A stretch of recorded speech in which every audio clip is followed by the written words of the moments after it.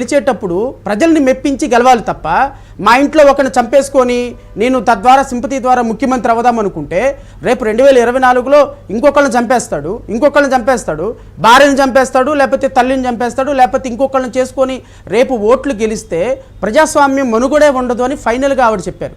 So ఫైనల్గా నేను సునీత గారు ఇచ్చిన స్టేట్మెంట్లో నేను చూసేది ఏంటంటే వికే గారు ఒక ముఖ్యమంత్రిగా ఈరోజు జగన్మోహన్ రెడ్డి అనేటువంటి వ్యక్తి ముఖ్యమంత్రిగా ఉన్నాడు కాబట్టే వేల మంది పోలీసుల్ని డిప్లాయ్ చేసి అవినాష్ రెడ్డిని టచ్ కూడా చేయనీయకుండా అతన్ని తీసుకొని వెళ్ళగలిగాడు, అరెస్ట్ చేయనీయకుండా కాపాడగలిగాడు. ఎంత వ్యవస్థల్ని ఎంత దూరం వెళ్ళిపోయినైనా మేనేజ్ చేసి అతనికి బెయిల్ తెప్పించుకోగలిగాడు. అతన్ని సిబిఐ అరెస్ట్ చేయనీయకుండా అతన్ని ప్రొటెక్షన్ ఇప్పించుకోగలిగాడు బికాస్ ఆఫ్ పొలిటికల్ పవర్. అంటే ఎలా తయారైంది అంటే ఆయనేమో పొలిటికల్ పవర్ కోసం వ్యక్తులను చంపేస్తాడు. ఆ పొలిటికల్ పవర్ వచ్చిన తర్వాత ఆ పొలిటికల్ పవర్ని వాడి ఆ వ్యక్తుల్ని కాపాడుతాడు. ఆ వ్యక్తుల్ని కాపాడేయడానికి పవర్ని వాడతాడు, మనీని వాడతాడు, మందిని వాడతాడు, మార్బలాన్ని వాడతాడు.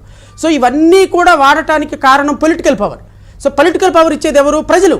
సో ప్రజలు ఇచ్చినటువంటి పవర్ని మిస్యూజ్ చేసి ఆ పవర్ని మరలా రేపొద్దున గెయిన్ చేయడానికి cheap politics, cheap tricks play చేసి రాష్ట్రంలో అన్యాయాన్ని ప్రజలకి ఇంత దుర్మార్గకరమైన పరిపాలన అందిస్తున్న జగన్మోహన్ రెడ్డికి ఓటేయద్దు అంటే జగన్మోహన్ రెడ్డికి ఓటేయద్దంటే ఆయనకు ఓటేయద్దని చెప్పలా ఇండైరెక్ట్గా.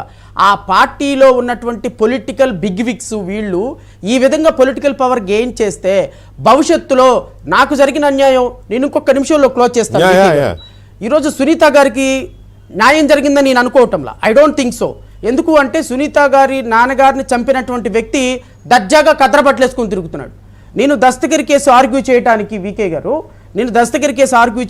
లాస్ట్ వీక్ ఇదే అవినాష్ రెడ్డి గారి కేసులో హైదరాబాద్ వెళ్తే అవినాష్ రెడ్డి గారు కోర్టుకి అటెండ్ అయితే అవినాష్ రెడ్డి ఒక నిందితుడిగా ఉన్నటువంటి మర్డర్ కేసులో నిందితుడిగా ఉన్నటువంటి వ్యక్తి మంది మార్బలది కిందకు వస్తే 30 కారులతోటి కాన్వాయ్ తోటి వచ్చాడు. కొన్ని వందల మంది అతని కోసం వెయిట్ చేస్తున్నారు అక్కడ. ఇది ఎక్కడి నుంచి వచ్చింది? Political power. ఈ పొలిటికల్ పవర్ని వాడి భయభ్రాంతులను గురి చేస్తారు, బాధితులను గురి చేస్తారు, వ్యవస్థలను మేనేజ్ చేస్తారు. ఇదంతా రావడానికి కారణం ఏం తెలుసా? ముఖ్యమంత్రి అనేటువంటి వాళ్ళ అన్నయ్య స్థానం, ఎంపీ అనేటువంటి అవినాష్ రెడ్డి స్థానం. అండ్ సుధాకర్ కుటుంబానికి న్యాయం జరిగిందా? డాక్టర్ సుధాకర్ గారి కుటుంబం సునీతారెడ్డి గారి లాగా ఫైట్ చేయాలని నిస్సహాయ స్థితి. వరప్రసాద్కి న్యాయం జరిగిందా? వాళ్ళు కూడా ఫైట్ చేయాలని నిస్సహాయ స్థితి. అబ్దుల్ సలాంకి న్యాయం జరిగిందా?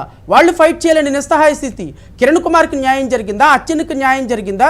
లేకపోతే సుబ్రహ్మణ్యానికి న్యాయం జరిగిందా? ఎవరికి న్యాయం జరిగింది సార్? ఈ రాష్ట్రంలో జరిగినటువంటి ఏ దుర్మార్గంలో న్యాయం జరగల.